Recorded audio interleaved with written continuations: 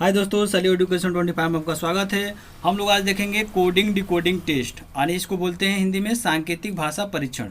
देखिए, हम लोग मोर देन 55 प्रकार के क्वेश्चन इसमें सॉल्व करेंगे और कई पार्ट में वीडियो बनेगा, उसको आप लोग देखिएगा। और कुछ लोग हम लोग टिक के माध्यम से करेंगे, कुछ बेसिक जो नॉलेज होते हैं उसके माध्यम से करेंगे। जो आपको अप्रोच लगे वो लगा लीजिएगा।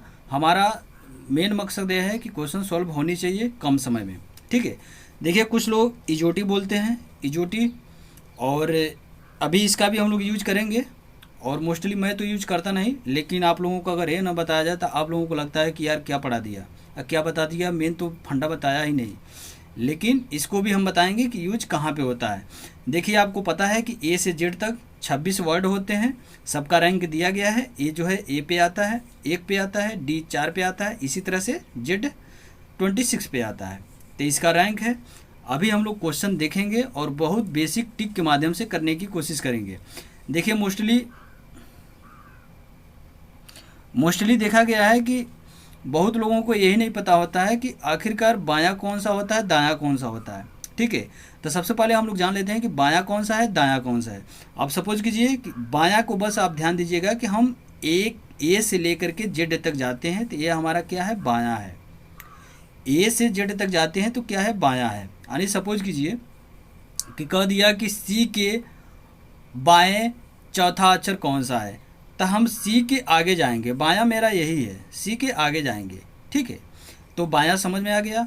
अब हम देखते हैं कि आखिरकार दायां किसे कहते हैं, यानी राइट किसे कहते हैं। तो सपोज कीजिए कि जो जेड से हम ए तक जाते हैं, यानी बैक, जेड से ए तक जाते हैं, तो यह हमारा क्या है, दायां है, ठीक है। यानी सपोज कीजिए कह दिया है कि जेड से दाएं चौथा अक्षर कौन सा है, तो जेड से हम बैक जाएंगे। तो जेड से चौथा अक्षर कौन सा है, तो सपोज कीजिए कि एक जेड हो गया, वाई हो गया, ए हो गया, एक्स हो गया और डब्ल्यू हो गया, तो हमारा चौथा अक्षर ए हो गया, ठीक है। तो बायां और दायां एक क्लियर हो गया।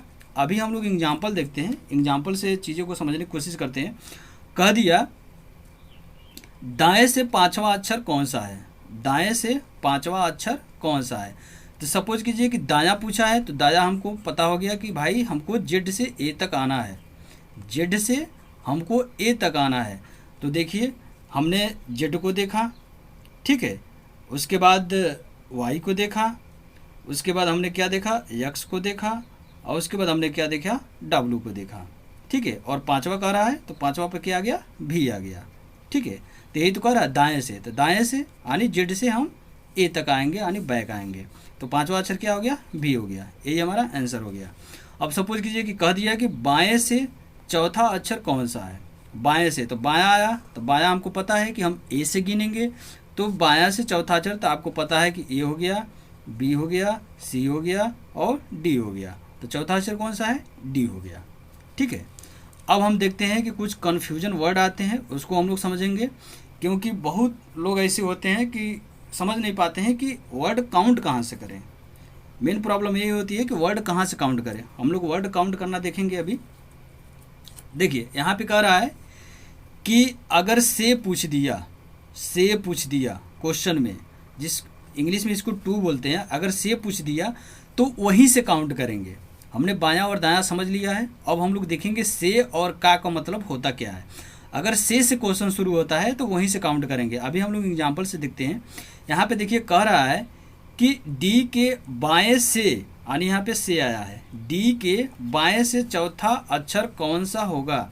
सपोज कीजिए कि से आया है तो डी से, तो हम लोग डी से ही काउंट करेंगे। अगर से आ गया तो उसी अक्षर से ही काउंट करेंगे, एक अक्षर छोड़कर काउंट नहीं करेंगे, उसी से काउंट करेंगे। यानी हमने डी से चौथा पूछा है बाएं, तो हम ए से जा रहे हैं क्योंकि बायां पूछा है। तो हम देख रहे हैं कि यहाँ पे डी से काउंट कर रहे हैं, तो डी 1 हो गया और ई 2 हो गया, एफ 3 हो गया और जी 4 हो गया, ठीक है। तो आंसर क्या हो जाएगा, जी हो जाएगा, ठीक है। तो से पूछेगा तो हम लोग उसी वर्ड से काउंट करेंगे। यानी सपोज कीजिए कि यहाँ पे पूछ दिया कि ई से चौथा अक्षर कौन सा है, से आ गया, ई से चौथा अक्षर कौन सा है, तो हम ई से काउंट करेंगे। यानी ई हो गया, एफ हो गया, जी हो गया, यानी एच हो गया। तो हमारा क्या आंसर हो जाएगा, एच हो जाएगा।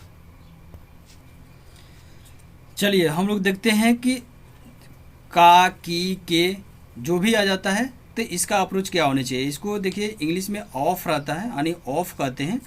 कह रहा है कि का पूछे तो एक अक्षर छोड़ कर काउंट करेंगे। ठीक है, अगर ये चीज़ें पूछ रही है तो एक अक्षर छोड़कर काउंट करेंगे। अभी एग्जाम्पल से हम लोग समझते हैं। कह रहा है कि ई के बाएं से चौथा अक्षर कौन सा होगा। बाएं से पूछा है तो हमको पता है कि हम ए से गिनते हुए जाएंगे। ठीक है, बायां पूछा है तो ए से गिनते हुए जाएंगे। तो कह रहा है कि ई के बाएं से चौथा अक्षर कौन सा होगा। तो सपोज कीजिए हमने बोला अगर के आ जाए, का आ जाए, की आ जाए तो हम एक वर्ड छोड़ कर गिनेंगे। जो अक्षर पूछा है उसको हम छोड़ कर गिनेंगे।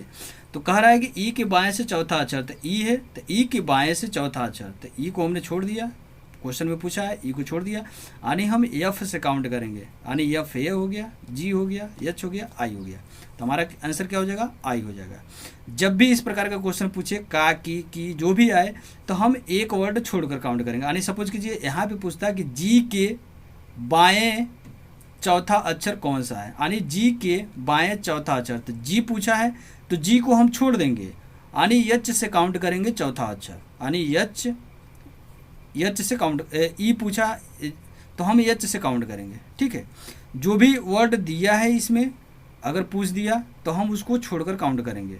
से में पूछा है, से पूछ रहा है तो हम जो अक्षर पूछा है उसको भी काउंट करेंगे। ठीक है।